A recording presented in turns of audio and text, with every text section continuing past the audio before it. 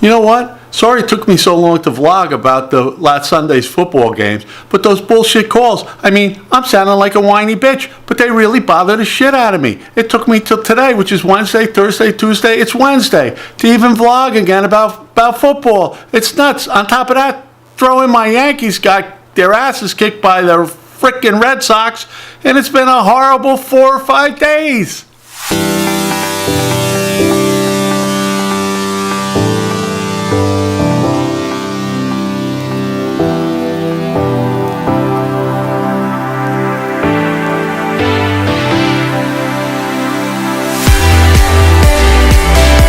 Hey, good morning, everybody. How you doing?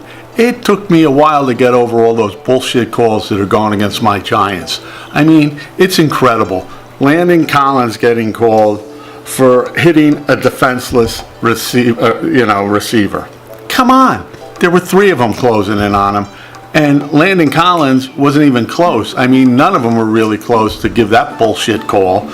You know, it's unbelievable. Instead of like being 4th and 13, something like that, it wound up being first down and eventually led to a touchdown. And then you got that BS McCaffrey run at the end. They stopped him. There was no way he made that first down. That's not right. It gave, Newton time to spike the ball, turn around, trot the field goal kicker out. Now, granted, that was one hell of an effing kick. I'm sorry, I am a Giant fan. You got to give a credit where credit's due. But a 63-yarder on that crappy turf they were playing on that was all dug up, I mean, I think he could have made it from 70 yards. But that's besides the point. It should have never come to that.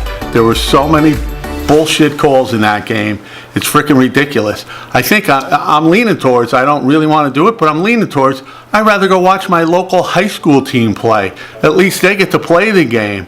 And the roughing the passer on Cam Newton, come on. If you don't drop that SOB, he's going to run for 10 or 15 yards. I mean, give it a break. He was letting go of the pass at the same time he got hit, and they flagged the Giants, roughing the passer. Boo-hoo, boo-hoo. What are you going to do against Cam Newton? I mean, this crap's getting ridiculous. And it's costing and they're playing in the crappy NFC East. There were 2 games they got hosed, the last 2 games. They'd be leading the division with even a crummy record. Now, the funny thing is, the game I'm going to talk about is Thursday night's game, Giants-Eagles.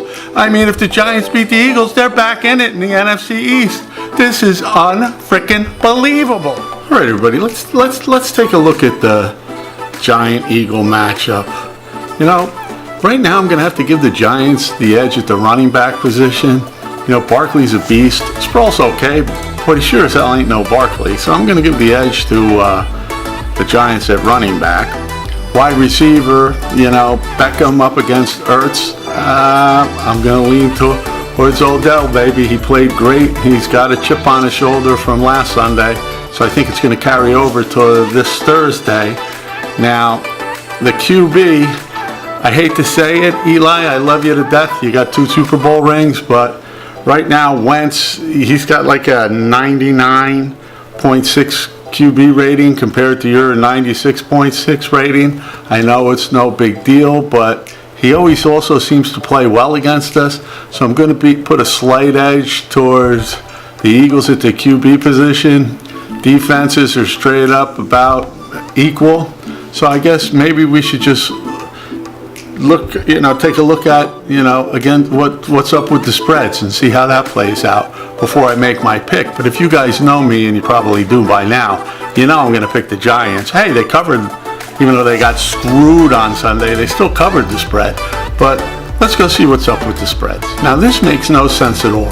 My beloved Giants are 4-1 against the spread in the last 5 games after scoring 30 points or more.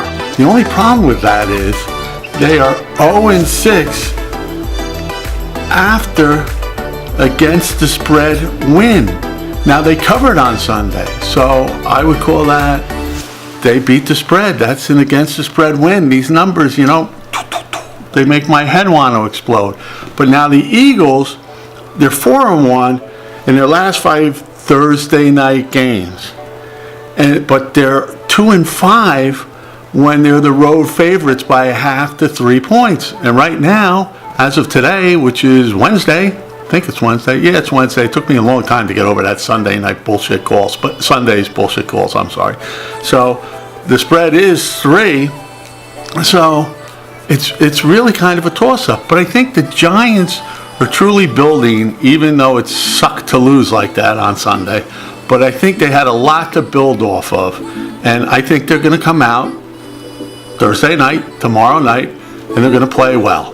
So I'm sticking with my New York Giants. They're going to go 2-4, and they're going to be almost at the top of the NFC East. I can't believe you say those two words, 2-4, and top of the NFC East, but that's the way the crap's fallen lately. So my pick's the Giants. I'm sticking with it.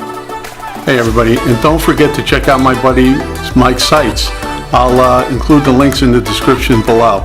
You know, he's been doing this trend stuff since against the spread since 1985. That's way back, considering he's not that old of a guy. Now for me, not really. 1985, I'm not going to tell you how old I was, 25 and almost married.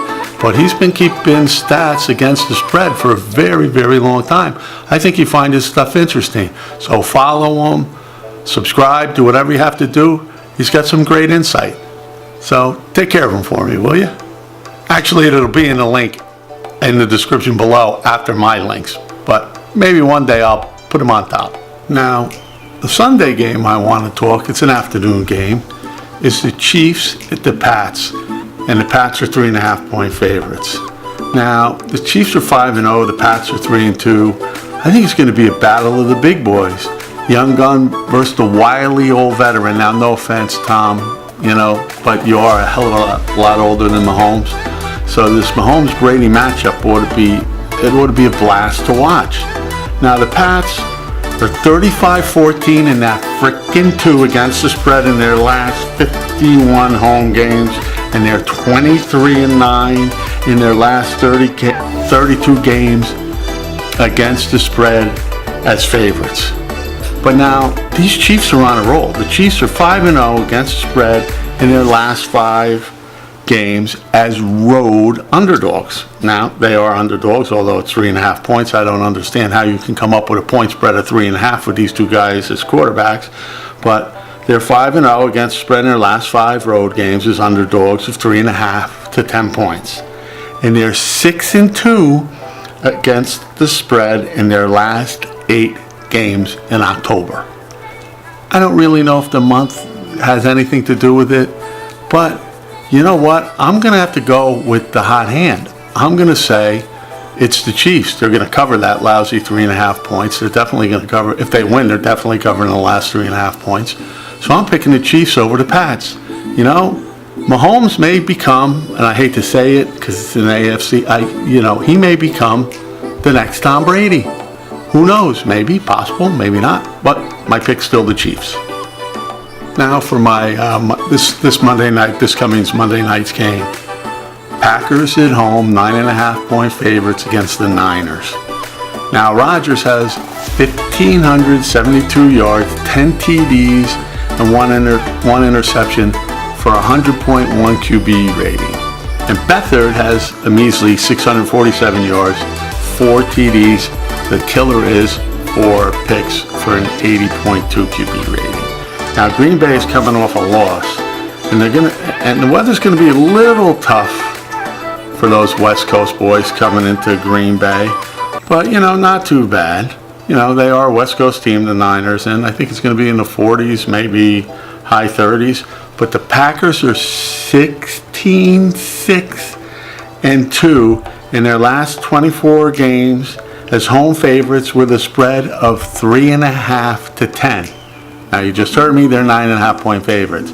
That really bodes well for the Packers. But now, they're 39-19, and you love this, 2, I hate the frickin' ties, 2 against the spread is the home favorite overall in the last, I don't even know how many games that adds up to. That's 48, that's their last 50 games. And, that's tough. But the Niners are 11-1 against the spread on Monday night games. The frickin' 49ers. That must I can't really include the Joe Montana or the, era, or Steve Young era, because that's a lot longer than 11 Monday nights ago, I would think. But they're also 2-9 against the spread in their last 11 October games. So I know 9.5 points is kind of a lot to cover, but since it's in Green Bay, they're coming off a loss. I'm going to go with Green Bay's going to cover that 9.5 points in there. I don't know if it's frozen tundra yet. Probably getting close. Never had the pleasure of being in Green Bay, but I'll try to avoid it and stay where it's warmer. But I'm gonna go with the Packers. I think they're going to cover that 9.5 point spread. Now, guys, I really don't want to start tooting my own horn, because truthfully, this is for entertainment purposes only. But remember when I started this against the spread stuff week 1? I was 0 for 6 with my picks. Now, granted, I'm always going to be loyal to the New York Giants, so I don't know if you really want to count that. But guess what I was? I picked 4 games last week. 4-0, baby. Giants didn't win, but they covered. So I'm 4-0. Things are looking up, but like I said, I wouldn't necessarily do as I'm recommending or I'm saying, because really, I'm just an old vlogger having some fun with some football games. I'm just a football fan.